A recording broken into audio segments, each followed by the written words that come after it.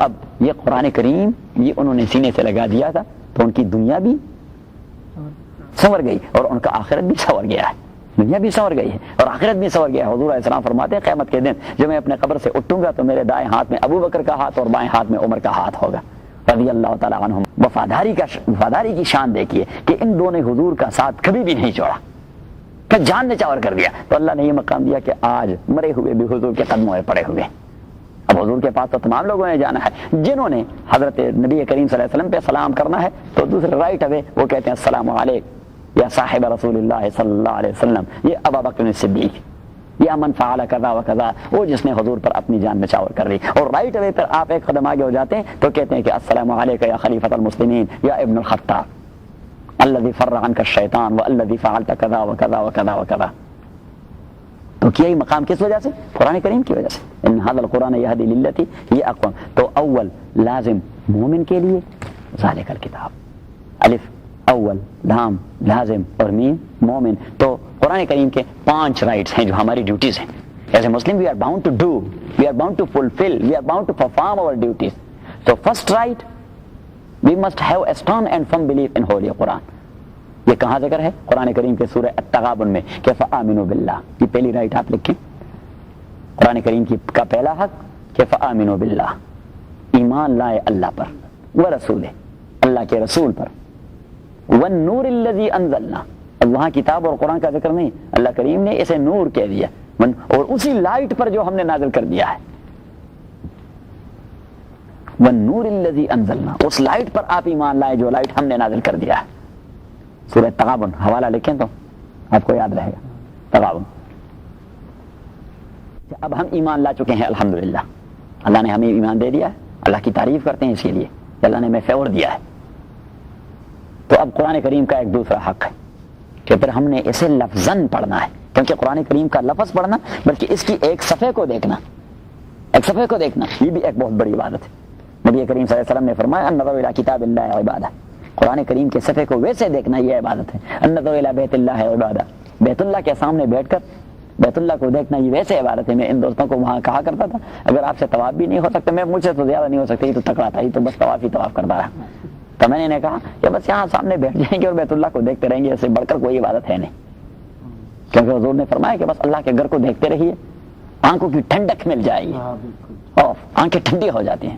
اور وہاں آدمی محسوس کرتا ہے کہ اس کمرے پر اللہ تعالیٰ کے انوار و تجلی. اگر آپ اپنی ماں باپ کے چہرے کو محبت کے انداز سے اور احترام کی نظر سے دیکھیں، یہ بھی آپ کے لیے عبادت ہے. صحیح. تو قرآن کریم کے صفحے کو اس طرح دیکھنا یہ عبادت ہے. اگر اس کے الفاظ آپ پڑھ لیں تو یہ تو قرآن کریم کا دوسرا حق جو ہمارا دوسرا فریضہ ہے، اس کے الفاظ سیکھنے ہیں. اس کے الفاظ. And this is also a miracle of holy Quran. You can see the Bible and the Gospel lying there in various churches of Baptist and Catholic and Orthodox and all these people. That is written in English language here in America. That will be in Urani or Roman language in Italy. And that will be in Urdu in Pakistan. And that will be in Bengali in Bangladesh. There is no any Gospel in its actual true language. Even though the Christian people, they do not know in which language Allah subhanahu wa ta'ala sent down the Gospel. They don't know. لیکن آج کے قرآن کریم میں ہم انہیں challenge کرتے ہیں کہ یہ قرآن کریم کا معجزہ ہے اللہ کی کتاب ہونے کا اور دا فائنل میسج آپ اللہ سبحانہ و تعالیٰ کے ہونے کا کہ آپ امریکہ سے جا کر انڈونیشیا کے ساحل تک کسی بھی مسجد میں، مدرسے میں، گھر میں، جہاں بھی چلا جائے اس قرآن کریم کے اندر آپ کو کوئی اختلاف نظر نہیں آئے گا. تو یہ ہے قرآن کریم کا پرپیچول میریکل پرافٹ محمد صلی اللہ علیہ وسلم. یہ حضور کا دائمی معجزہ. حضور علیہ الصلوۃ والسلام نے فرمایا، میں نے اصول میں بتا بھی دیا تھا، امام مسلم نے حدیث نقل کی ہے کہ نبی صلی اللہ علیہ وسلم نے فرمایا کہ اوتیت مثل ما اوتی الانبیاء. مجھے تو اتنے سارے ویزیبل قسم کے معجزے دیے گئے ہیں جو سارے انبیاء کو بھی اتنے نہیں دیے گئے. ان تمام کے برابر مجھے تنہا معجزے دیے گئے ہیں. امام بہقی رحمۃ اللہ علیہ نے 2000 جمع کر دیے ہیں. امام سیوطی نے 1600 جمع کر دیے ہیں. بہت سارے علماء نے وہ معجزات وہ جمع کر دیے ہیں. لیکن حضور نے فرمایا کہ میرا جو اسپیشل معجزہ ہے وہ یہ ہولی قرآن ہے. یہ قرآن رہتی دنیا تک میرا معجزہ ہے. اگر کوئی نہیں مانتا تو اس کا مقابلہ کر جائے، اس کے مقابلے میں کوئی کتاب بنا کے لائے. آج کی پوری دنیا یہ اسلام کے مخالف ہے، مسلمانوں کے مخالف ہے، لیکن کوئی قرآن کا مقابلہ نہیں کر سکتا. اگر کرنا چاہے تو مسلمانوں کا ایک بچہ اٹھ کر اسے کہے کہ یہ آپ بکواس کرتے ہیں، قرآن کریم کے یہ الفاظ نہیں ہیں. قرآن کریم کے یہ الفاظ ایون اگر زبر زیر کی بھی وہ گڑبڑ کر دیں تو فوراً ایک بچہ بھی اسے ٹوک دیتا ہے کہ نہیں یہ ایسا نہیں، یہ قرآن کریم کا معجزہ ہے۔ تو اب یہ انگریز جب دنیا پہ مسلط ہیں، انہوں نے ایک بار یہ تجویز سوچی کہ مسلمانوں کا یہ جو مرکز ہے یہ ختم ہونا چاہیے قرآن کریم۔ تو ایک جگہ انہوں نے قرآن کریم کے تمام نسخے جمع کرنے کی ایک تجویز سوچی۔ ایک آدمی بیٹھا ہوا تھا تو اس نے کہہ دیا کہ آپ کیا کر رہے ہیں؟ انہوں نے کہا اس چیز کو ختم کرتے ہیں تاکہ مسلمان منتشر ہو جائیں، کیونکہ یہ منتشر ہو جاتے ہیں پھر قرآن پر اکٹھے ہو جاتے ہیں، تو یہ چیز ختم ہونی چاہیے تاکہ پھر ان کا اکٹھا ہونا ہی کہیں متصور نہ ہو۔ تو اس نے کہا قرآن کو آپ ختم نہیں کر سکتے۔ اس نے کہا کیوں؟ اس نے کہا میں ابھی آ رہا ہوں۔ تو اس نے ایک 9 سالہ بچہ وہ اٹھا کے لے آیا، اس نے کہا کہ یہ ہے زندہ چلتا پھرتا قرآن، اس سے امتحان لے لیجئے جہاں پہ، اور اس نے کہا کہ ایسے لاکھوں کروڑوں پھرتے رہتے ہیں جن کے قلب و دماغ میں اللہ تعالیٰ نے اس قرآن، اور یہ بھی قرآن کریم کا معجزہ ہے کہ سوائے حضرت عزیر کے تورات کسی کو یاد نہیں تھا۔ حضرت عزیر کے علاوہ موسیٰ علیہ السلام کے بعد تورات کسی کو یاد نہیں تھا، اور تورات کا کوئی حافظ نہیں تھا۔ گوسپل کا تو سرے سے حضرت عیسیٰ کے بعد کوئی حافظ ہے ہی نہیں، لیکن قرآن کریم کے چھوٹے بچے 9-10 سال کے وہ حافظ بن جاتے ہیں، وہ پورے قرآن کریم کی وہ میموری سے تلاوت کرتے رہتے ہیں۔ تو قرآن کریم کا دوسرا حق ہے کہ اسے پڑھا جائے، اس کے الفاظ کو پڑھا جائے۔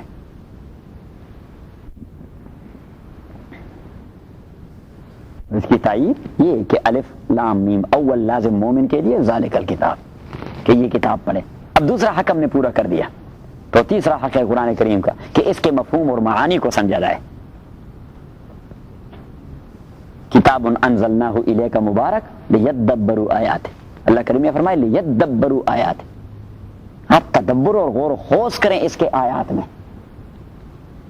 لیدبروا آیاتہ، تدبر اور غور و خوض کریں۔ تدبر ایک لفظ تو آپ نے سن لیا ہوگا، دبر، دبر پیچھے والے حصے کو کہتے ہیں، پیچھے والے حصے کو کہتے ہیں دبر۔ تو تدبر کا معنی یہ ہے کسی کے پیچھے آنے والے حکمتوں اور فلسفوں کو سوچ سمجھ کے سوچنا۔ یہ قرآن کریم کی آیت کا یہ مفہوم ہے، مجھ سے کیا ڈیمانڈ کرتا ہے؟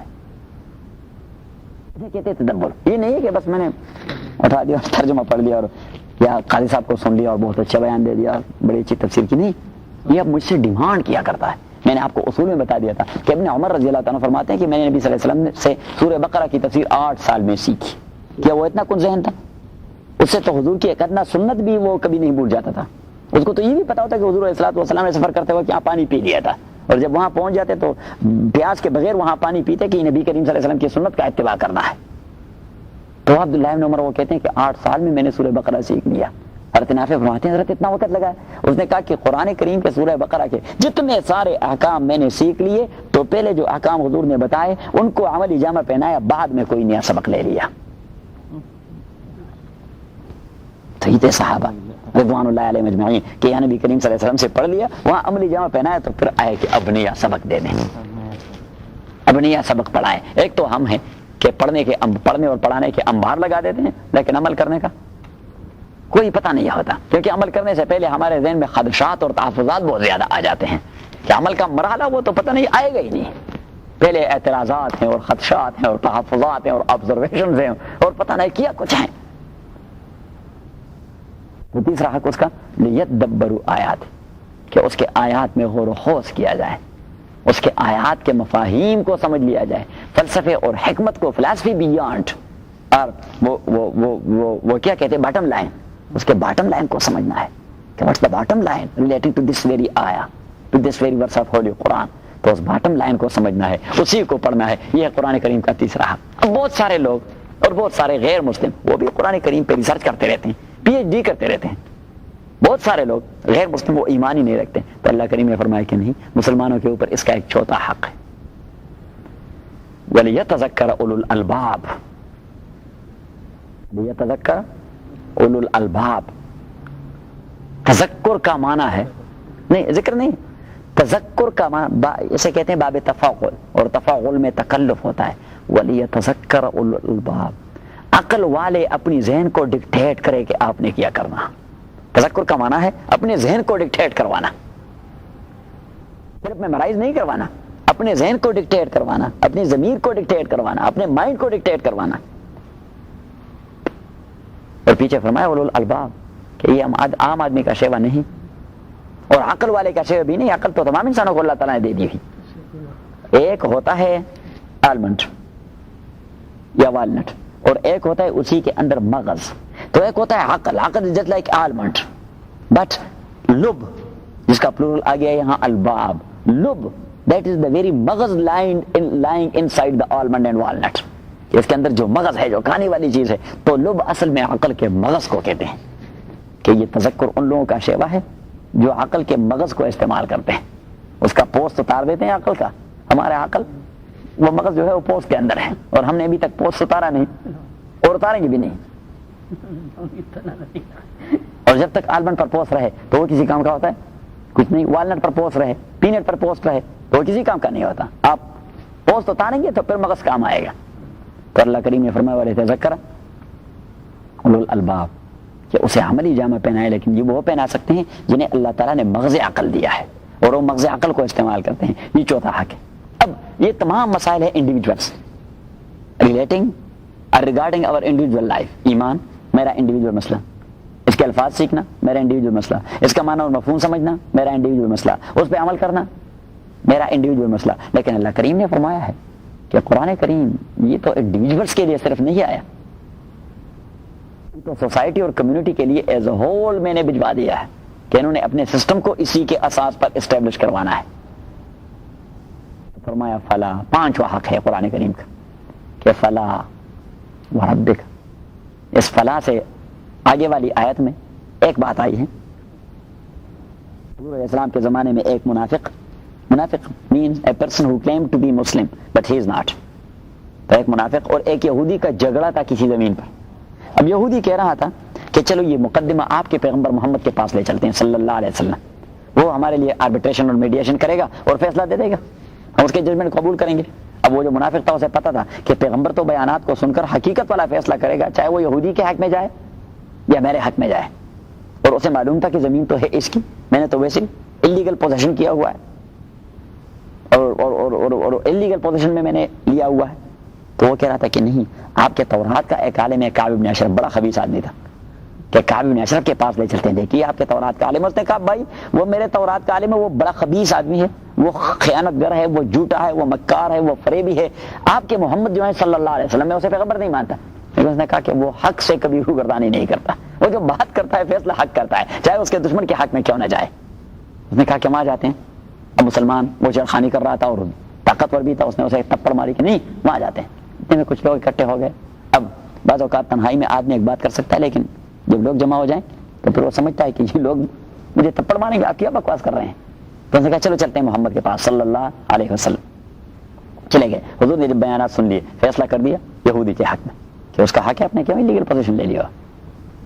اچھا یہ جب نکلے عدالت سے، ایک ہوتا ہے امپلیمنٹیشن آف دی ڈکری، کیسے امپلیمنٹ کیا جائے، ایگزیکیوشن آف ڈکری کام ہے، اس کے لیے امپلیمنٹیشن بھی نہیں ہے قانون میں، اس کے لیے ایگزیکیوشن، ڈکریز ایگزیکیوشن، کیسے ایگزیکیوٹ کیسے کرایا جائے گا. جس طرح ہمیں وہاں پاکستان میں ڈگری تو سول جج دے دیتا ہے، لیکن پھر ہم قبضہ نہیں لے سکتے. اس کے لیے ایک دوسری اپلائی ہم کرتے ہیں ایڈمنسٹریٹو آفیسر کے پاس، سول جج کے پاس نہیں، وہ ڈی سی کے پاس چلے جاتے ہیں کہ ہمیں ایگزیکیوشن کرائیے، ڈگری میں نے مجھے دی ہے سول جج نے. پھر وہ پولیس بھجوا دیتا ہے اور آدمی اپنا ٹریکٹر لے جاتا ہے اور وہاں پہ وہ قبضہ لے لیتا ہے. صحیح.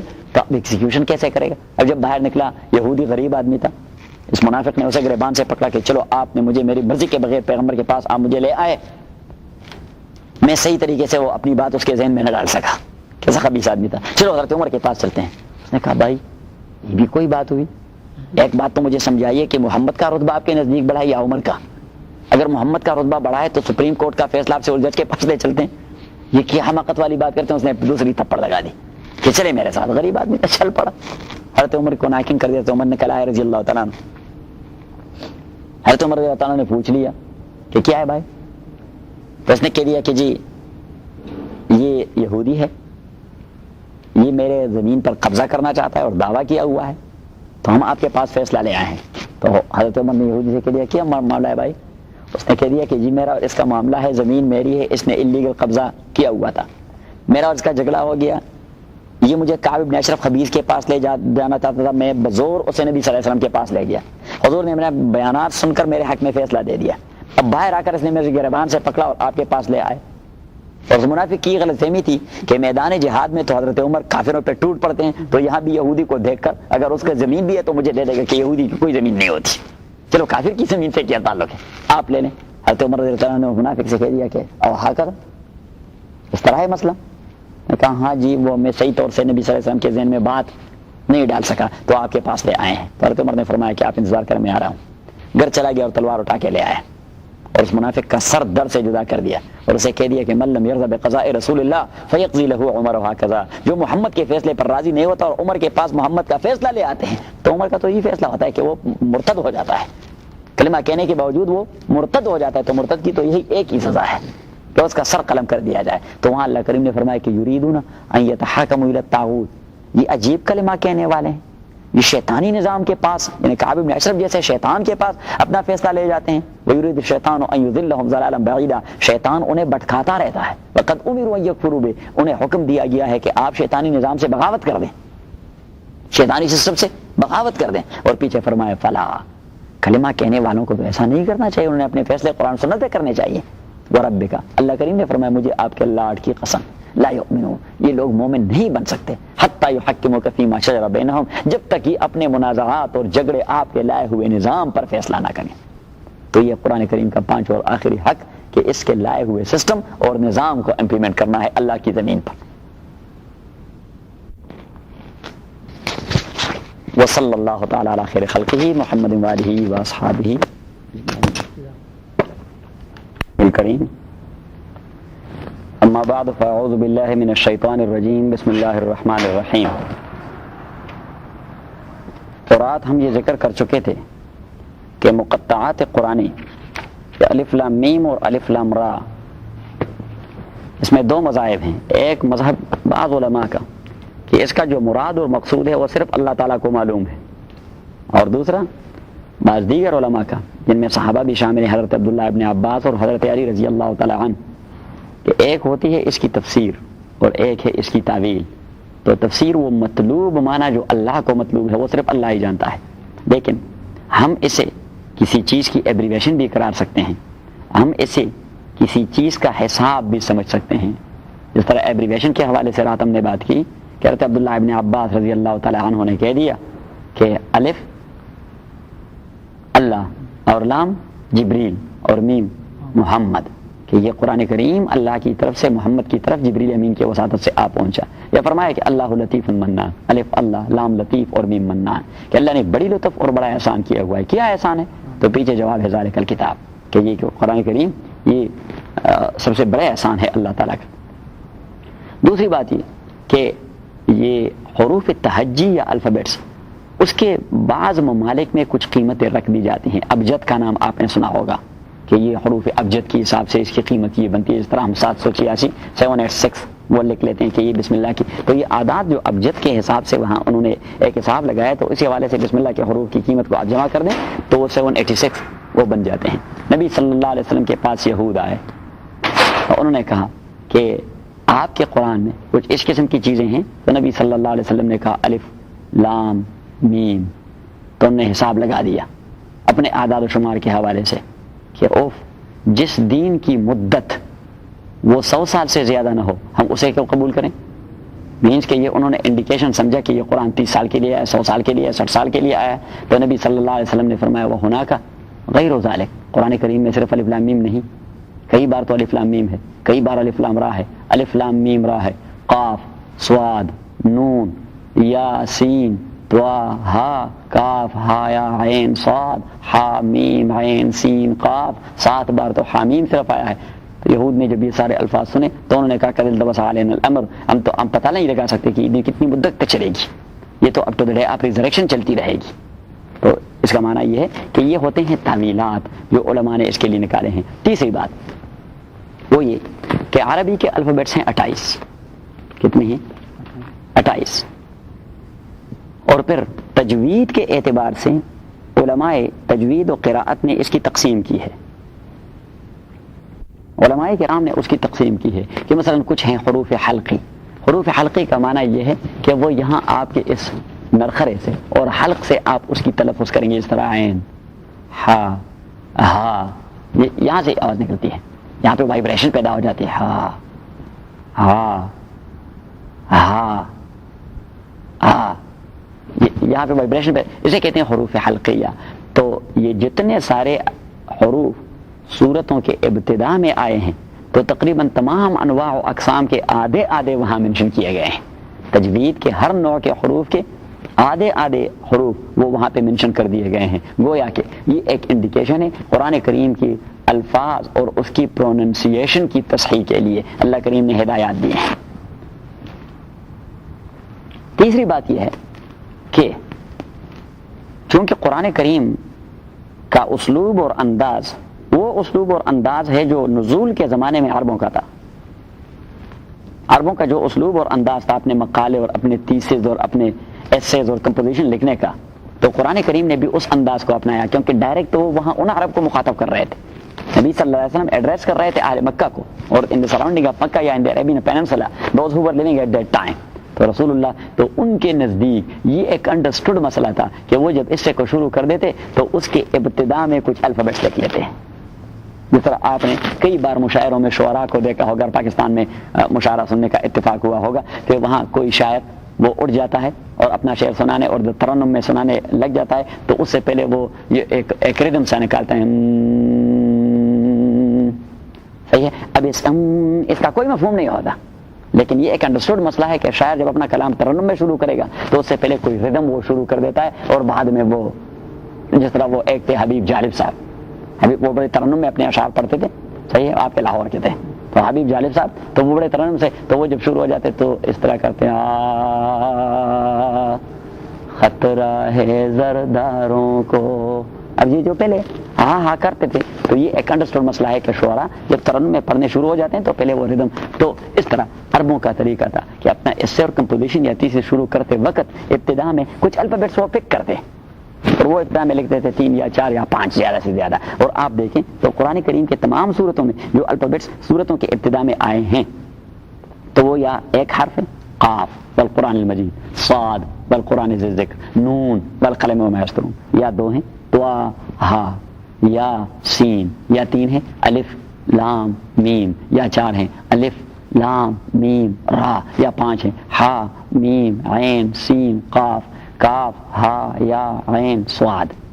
اب یہ کیوں ہے؟ اس لیے کہ عربی زبان میں جو اصلی حروف ہیں فا عین اور لام جس سے الفاظ کی تشکیل ہوتی ہے تو اس میں 1 سے لے کر صرف 5 تک ہی تشکیلات ہوتے ہیں. 5 سے زیادہ حروف اصلی کسی لفظ میں نہیں ہوتے. اصلی حروف، باقی حروف جو ہوتے ہیں وہ حروف زوائد ہوتے ہیں. عربی کی کلاس آپ کل سے اگر لینا شروع کر دیں گے تو وہاں پہ آپ کو پتہ لگ جائے گا. وہ نوید نے 2-3 کلاسیں لے لی ہیں اور یہ بڑا عربی دان بن گیا ہے، لیکن درمیان میں چھٹی بڑی ہوئی تو وہ نوید بھول گیا ہے. اچھا، تو وہاں پہ ہم کہہ دیتے ہیں کہ یہ ہے حروف اصلیہ. ایک لفظ کے حروف اصلی یہی ہیں، 4 ہیں، 3 ہیں، 2 ہیں، یا 1 یا 5 ہیں. زیادہ 6 کسی لفظ کے حروف اصلی نہیں ہوتے. تو اللہ کریم نے قرآن کریم کی ابتدا میں الفابیٹس جو منشن کر دیے ہیں کس صورتوں میں تو یا 1 حرف یا 2 یا 3 یا 4 یا 5 سے زیادہ کہیں نہیں ہے. تو یہ تمام وہ تعویلات ہیں جو علماء کرام نے کر دیے ہیں. اور ایک دوسری تعویل وہ یہ کہ عرب جب کسی آدمی کو ایڈریس کرتے رہے یا کسی گیدڑ کو ایڈریس کرتے تو وہ پہلے سے کچھ 2-3 الفابیٹس کہہ دیتے. اس کا معنی یہ ہوتا کہ میں I have your attention plays. وہ کہہ دیتے کہ با جیم ہا تو لوگ فوراً اٹینٹو ہو جاتے کہ اس آدمی نے کچھ کہنا ہے. حالانکہ با جیم ہا اس کا کوئی، یہ بالکل just like the dialling of a telephone. صحیح ہے کہ با جیم ہا جو کہتے تھے اپنے ایڈریس کے ابتدا میں تو اس کا معنی یہ کہ وہ ٹیلی فون ڈائل کر رہے تھے، لوگوں کا ٹیلی فون، یہ نہیں ڈیجیٹل نہیں، نیچرل ٹیلی فون. اس کی اٹینشن وہ اپنی جانب اٹریکٹ کرنا چاہتے تھے. تو اللہ کریم نے بھی وہی اسلوب اپنایا کہ جب انسانوں کو وہ اٹریکٹ کرتا ہے اور اس کی اٹینشن وہ لینا چاہتا ہے تو ابتدا میں وہ صورتوں کے الف لام میم، تو that is just like dialling up tele phone.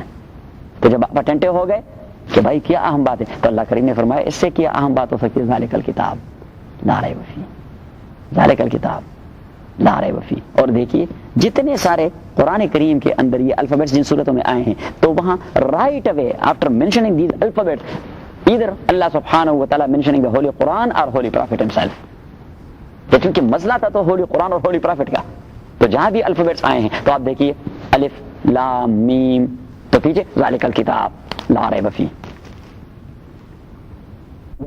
الف لام را تلک آیات الکتاب المبین. کیوں انکار کر رہے ہو؟ یہی کتاب مبین کی آیات ہیں. یہ دیکھیے طٰہٰ ما انزلنا علیک القرآن لتشقیٰ، میں نے آپ کے اوپر قرآن اس لیے نہیں اتاری کہ آپ اپنے آپ کو بہت ساری مشقت میں ڈال دیں، نہیں، بس آپ کا فریضہ یہی لوگوں کو کنوے کریں میرا میسج. اگر وہ ایمان نہیں لاتے that's not your duty to make the Muslim اور مومن، دیٹ از اورس. یہ ہماری ڈیوٹی ہے. آپ اپنے آپ کو جان جوکوں میں نہ ڈالیں. آپ کیوں اپنے ڈپریشن کا شکار ہو جاتے ہیں؟ نبی صلی اللہ علیہ وسلم کو اللہ تعالیٰ تسلی دے رہے ہیں کہ ما انزلنا علیک القرآن یا یاسین والقرآن الحکیم انک لمن المرسلین. اللہ کریم نے فرمایا یاسین، وہ ہم کہہ دیتے ہیں کہ یہ ایبریویشن ہے یا سید الثقلین، وہ سارے دنیا کے سردار، کیونکہ میری مخلوق میں اب سے بہتر میں نے کوئی فرق پیدا نہیں کیا، تو وہ یا سید الثقلین، وہ جن و بشر کے سردار. والقرآن الحکیم، مجھے اس قرآن حکیم کی جو وائز اور وسٹم اور حکمت سے بھرا ہوا ہے، مجھے اس کی قسم کہ انک لمن المرسلین، آپ کو میں نے بھجوا دیا ہے. مشرکین نے کہہ دیا وہ یقولون لست مرسلا، کہ نہیں کون کہتا ہے کہ آپ کو اللہ نے بھجوا دیا ہے؟ تو اللہ کریم نے رائٹ اوے سورہ یاسین کہ یاسین یا سید الثقلین والقرآن الحکیم، مجھے اس قرآن حکیم کی قسم انک لمن المرسلین، میں نے آپ کو بھجوا دیا ہے. یہ کیوں کہتے ہیں کہ آپ کو کس نے بھجوا دیا؟ صحیح. تو اب یہ تمام آیتیں وہ یا نبی صلی اللہ علیہ وسلم کی نبوت کا تذکرہ کر رہے ہیں یا قرآن کریم کی حقانیت کا تذکرہ کر رہے ہیں، اور لوگوں کی اٹینشن کو اٹریکٹ کر رہا ہے کہ یہ پیغام سنیں. اور رات ہم نے کہہ دیا کہ الف لام میم اول لازم مومن کے لیے ذالک الکتاب، یہ قرآن کریم، اور پھر ہم نے 5 حقوق قرآن کریم کے وہ بتا دیے. اب سورہ الفاتحہ کے اندر ہم نے اللہ تعالیٰ سے ایک سوال کر دیا تھا کہ اہدنا الصراط المستقیم، خداوندہ ہمیں اسٹریٹ پاتھ اور صراط مستقیم بتا دے، صراط مستقیم بتا دے. تو جی سوال پیدا ہوا صراط مستقیم ہمیں بتا دے. تو اللہ کریم نے فرمایا کہاں در در کی ٹوکریں کھاتے رہو گے، کس صراط مستقیم کی تجسس میں لگے رہو گے؟ ذالک الکتاب، یہی صراط مستقیم ہے، یہ قرآن کریم. تو یہ ذالک الکتاب اصل میں اہدنا الصراط المستقیم کی دعا کا جواب یا اسی کی قبولیت ہے کہ آپ ذرا سورہ فاتحہ سے آگے چلے جائیں. ذالک الکتاب، یہ پورے کا پورا قرآن صراط مستقیم ہے. آپ صراط مستقیم ڈھونڈ رہے ہیں تو ذالک الکتاب، یہ قرآن کریم صراط مستقیم ہے. کیونکہ رات ہم نے کہہ دیا تھا، بلکہ اصول میں بھی ہم نے کہہ دیا تھا کہ سورہ الفاتحہ یہ متن ہے سارا قرآن کریم، اس کا شرح اور ایکسپلینیشن ہے، یا یہ قرآن کریم کا بریف اور ایسنس ہے، اس کا ایبسٹریکٹ ہے، اسی کا نچوڑ ہے. تو جب قرآن کریم سورہ فاتحہ کی شکل میں مختصراً آپ کے مائنڈ میں ڈال دیا گیا تو یہ اب اس کی انٹرپریٹیشن اور ایکسپلینیشن ہے کہ آپ نے صراط مستقیم چاہا ہے، ذالک الکتاب، یہ قرآن کریم یہ صراط مستقیم ہے، اس کو فالو کرتے رہو گے تو رائٹ اوے اللہ کے پاس جا پہنچو گے. اس سے ڈیویٹ ہو جاؤ گے then you gone astray، پھر تو آپ گڑبڑ ہو گئے، اللہ تعالیٰ بچائے. تو ذالک الکتاب، اب لفظ ذالک کا اسے کہتے ہیں اسم اشارہ. کیا کہتے ہیں؟ اسم اشارہ. اور اسم اشارہ that is not for a near thing but that is for a far away. That ذالک doesn't mean this, it means that. While Holy Quran is lying in front of you, that is here. Why we say that holy book, that holy book. تو اب دیکھیے کچھ etiquettes ہوتے ہیں زبان کے، الفاظ کے استعمال کے. ہمارے مشرقی روایات ہوتے ہیں وہاں، ہمارے مشرقی روایت ہوتے ہیں وہاں. جی ہم جب اپنے بڑے سے بات کرتے ہیں تو اسے یہ نہیں کہتے کہ تو نے یہ کہا تھا، تم نے یہ کہا تھا، ہم کہتے ہیں آپ نے یہ کہا تھا، آپ نے یہ کہا تھا. چاہے آپ اردو میں بات کریں، آپ پشتو زبان میں بات کریں، ہم پشتو زبان میں مفرد کے لیے اور سنگولر کے لیے کہتے ہیں تا داسی ویلیو. تا مینز یو الون یا یو یور سیلف. اور جب ہم احترام کے لیے کہتے ہیں تو پلورل استعمال کرتے ہیں تاسو داسی ویلیو. تاسو that is used for plural and for jama, but as far as a respectable person, your father or your mother and your uncle or any respectable person or any aged one, so you may talk to him taso. آپ نے یہ کہا تھا. صحیح ہے. اب مشرقی روایات اور ہمارے ان زبانوں کا انداز تو اعزاز و اکرام اور تکریم اور احترام کا یہی ہے، جبکہ قرآن کریم اور عربوں کا انداز تھا کہ جب کسی کو احترام دے رہے تھے تو وہ بیٹے ہوتے تو یہاں، لیکن اس کے لیے بعید کا اشارہ استعمال کرتے تھے، یہ احترام ہوتا تھا. تو ذالک الکتاب اس کا لفظی معنی تو یہ ہوتا ہے کہ وہ کتاب، ذالک الکتاب. وہ تو بعض علماء نے کہا ہے کہ اشارہ اس قرآن کی طرف نہیں ہے جو آپ کے پاس یہاں آپ کے سامنے پڑا ہوا ہے کاغذات پہ لکھا ہوا، بلکہ اس قرآن کی طرف اشارہ ہے جو اللہ کے ہاں لوح محفوظ پر ریکارڈ ہے، جو جی ایچ کیو میں جنرل ہیڈ کوارٹر میں. کیونکہ ایکچولی تو وہی ہے، یہ تو اس کی نقل ہے، ایکچولی تو وہی، یہ تو اس کا فوٹو کاپی ہے لیلۃ القدر والی، تو وہ تو وہاں پڑی ہوئی ہے. تو ذالک الکتاب وہ کتاب جو وہاں ہے. یہ بعض علماء کا مسلک ہے، ہم کہتے ہیں یہ ایسا نہیں ہے. ٹھیک ہے، آپ کی ایک رائے ہے، لیکن یہ ذالک احترام کے لیے استعمال کیا گیا ہے. تو اب جب اس کا ترجمہ کرتے ہیں تو ہم کہتے ہیں ذالک الکتاب، یہ عظیم الشان کتاب. ترجمہ یہ نہیں کرتے کہ وہ کتاب نہیں، یہ ذالکہ بعید کا اشارہ، یہ احترام کے لیے آیا ہے. تو جب ترجمہ کریں گے تو کہیں گے کہ ذالک الکتاب، یہ عظیم الشان کتاب، ذالک الکتاب یہ عظیم الشان کتاب. اول لازم مومن کے لیے ذالک الکتاب، یہ عظیم الشان کتاب ہے کہ اسے سیکھے. اور پیچھے لا ریب فیہ، پیچھے لا ریب فیہ، اس کتاب میں شک کرنے کی کوئی گنجائش نہیں. لا ریب فیہ، اس کتاب میں شک کی کوئی گنجائش نہیں. سوال پیدا ہوتا ہے کہ مشرکین مکہ تو اس میں شک کرتے تھے؟ نہیں، انہوں نے اپنے آپ کو شک میں ڈال دیا تھا. اگر کتاب میں شک ہوتا تو رائٹ اوے وہ اس کو کمپیٹ کر دیتے، کاؤنٹر کر دیتے، کیونکہ وہ تو بڑے ادیب قسم کے لوگ تھے. ان کے معلقات اور ان کی مرثیے، ان کے قصیدے، ان کے مدح اور ان کی جو ادب تھی لٹریچر، وہ لٹریچر تو نبی صلی اللہ علیہ وسلم بلکہ ہم قرآن کریم کی تفسیر میں اس سے استفادہ کر دیتے ہیں. ہم نے جو 5 طریقے بتا دیے ہیں قرآن کریم کی تفسیر کی، اس میں ایک لفظ کہہ دیے تھے دیوان العرب، the classic literature of Arabian people before Islam in the days of ignorance and jahiliyyah and the period of jahiliyyah، کہ ان کا لٹریچر کیسا تھا. تو قرآن کریم کی کسی لفظ کا مفہوم اگر ہمیں قرآن کی دوسری آیت میں نہ ملے، حدیث میں نہ ملے، صحابی کے ہاں نہ ملے، تابعین کے ہاں نہ ملے، تو رائٹ اوے ہم کہاں جاتے ہیں؟ دیوان العرب میں چلے جاتے ہیں. وہ اینشنٹ لٹریچر اور کلاسک لٹریچر ان کا ہے، تو وہاں دیکھ لیتے ہیں کہ کلاسک لٹریچر میں انہوں نے یہ لفظ کا استعمال کر دیا ہے، کیونکہ قرآن کریم جو نازل ہو رہا تھا اور کلاسک لٹریچر کے اساس پہ نازل ہو رہا تھا جو اس زمانے میں مستعمل تھا. صحیح ہے. تو لا ریب فیہ، وہ شک کر رہے تھے، لیکن اس کتاب میں شک نہیں ہے، وہ شک مانتے ہیں، وہ شک میں پڑے ہوئے تھے. کتاب میں شک کی کوئی گنجائش نہیں. کتاب میں شک کی گنجائش ہوتی تو رائٹ اوے وہ اس کے مقابلے میں لکھ لیتے، جبکہ وہاں طریقہ بھی یہی تھا کہ ذیشان وہ ایک شاعر ہے تو یہ ایک مصرع لکھ لیتا کسی چمڑے پر یا جو کچھ بھی تھا کتابت کے لیے، تو اسے بیت اللہ کی دیوار پہ آویزان کر دیتا. وہ صلاح عام ہے یاران نقطہ کے لیے وہ مناظرے کا چیلنج ہوتا کہ اس پر آپ اپنا شعر کہتے رہیں. تو دوسرا آدمی آ جاتا، وہ اس کے ساتھ دوسرا مصرع لکھ دیتا. تیسرا آدمی آ جاتا، وہ اس پر ایک تیسرا مصرع لکھ دیتا. چوتھا آدمی آ جاتا اور پھر اس کے لیے جیوری ہوتی، تو پھر وہ ڈیسائیڈ کرتے کہ کس نے بہترین کمپوز کیا ہوا ہے، تو پھر اسے نوبل پرائز مل جاتا. اس زمانے میں جب سورہ الکوثر نازل ہو گیا تو ایک مسلمان نے اسے چمڑے پر لکھ کر بیت اللہ پہ آویزان کر دیا. کیا لکھا کہ انا اعطیناک الکوثر فصلی لربک وانحر ان شانئک هو الابتر. اب 3 جملے ہیں. قرآن کو شعر کرنا تو حرام ہے، لیکن ویسے آپ کو سمجھانے کے لیے کہ دیکھیے شعر جیسا وزن ہے اس کا. انا اعطیناک الکوثر فصلی لربک وانحر ان شانئک هو الابتر.